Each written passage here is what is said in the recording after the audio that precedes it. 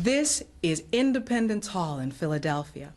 It's called that because this is where, in 1776, the leaders of the 13 colonies declared their independence from Great Britain and King George III. It is also the place where the leaders of the 13 states came in 1787 to write a constitution for the new country. What's a constitution?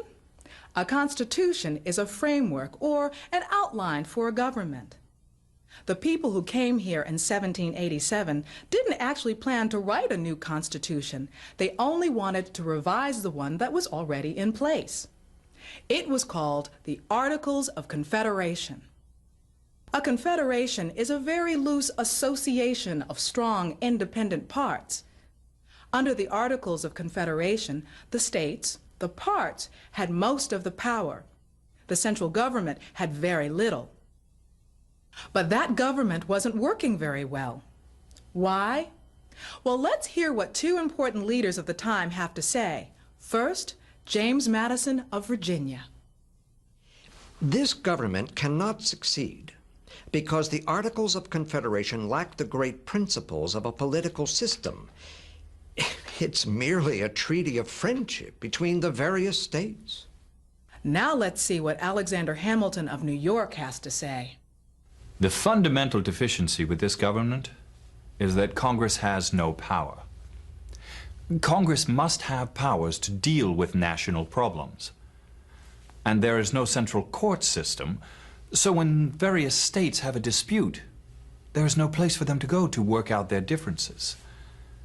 The third deficiency, and it is a great one, is that there is no central leader, no chief executive the people can point to as the head of government. So, a convention was called to meet in Philadelphia in May of 1787 to revise the Articles and make them stronger. Remember, Alexander Hamilton said that the reason the Articles were so weak was that there was no Congress with any power, no national court system, and no central leader? Well, a plan was presented to the convention to deal with those issues. Governor Edmund Randolph of Virginia made the presentation, but it was really the work of James Madison. It was called the Virginia Plan. The Virginia Plan called for the government to be divided into 3 departments or branches. The legislative branch, which would enact the laws, the executive branch, which would see that the laws were carried out, and the judicial branch, which would see that justice was done under the law. Madison's idea took hold. After some debate, a resolution was passed. A national government ought to be established consisting of a supreme legislative, executive, and judiciary. The delegates had taken a bold step. Now, instead of just revising the Articles, they would create a new Constitution. Many people contributed to the writing of the Constitution, but no one was more important than James Madison.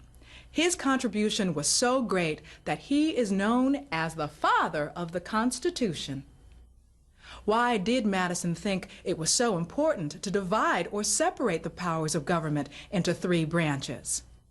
The separation of powers was very important. We had to guard against the accumulation of all powers, legislative, executive, and judicial, in the hands of one person, or a few people, or even a group. It doesn't matter if the powerful are elected, self-appointed, or born to their office. If the powers aren't separated, the result is tyranny. Once it was decided that the government would be made up of 3 separate branches, the delegates went on to work out the details of the Constitution. There were many issues to be decided.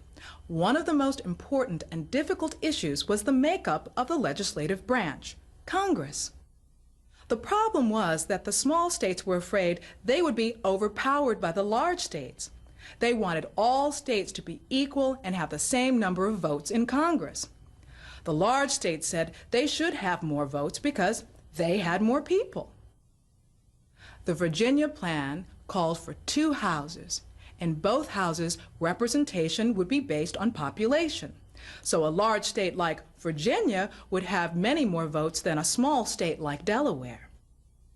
William Patterson of New Jersey offered another plan. The New Jersey Plan. It called for a Congress of only one house. Each state would send the same number of representatives to it, no matter what the population. The convention debated and debated the issue. Some of the delegates even threatened to leave Philadelphia. Then came a compromise. In fact, it was called the Great Compromise. It was offered by Roger Sherman of Connecticut. It was clear that the entire convention might break up over the disagreements between the large states and the smaller states. So Roger Sherman offered this compromise, that the Congress, the legislative branch, be made up of two houses. Representation in one house would be based on population, so the people would have a greater representation. In the other house, every state would have the same number of representatives, so the small states would have an equal voice to the large states. That settled that issue. But there was another question that divided the convention. How would the representatives to Congress be selected? The Great Compromise also addressed the issue of who would elect the members of Congress. Now, some of the delegates wanted the people to elect their representatives. Others thought it was best left to the state governments. Roger Sherman proposed this compromise.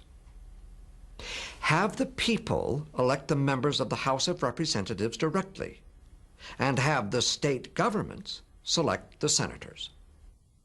Roger Sherman's compromise was accepted. So when the Constitution was sent to the state to be approved or ratified, this is how the legislative branch looked. The Congress would be made up of two houses.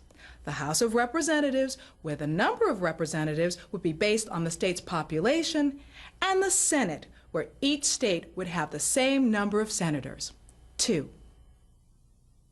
The people would elect the members of the House of Representatives directly, and the state governments would select the senators. Of course, that's not exactly the system we have today. Now senators, just like representatives, are elected directly by the people.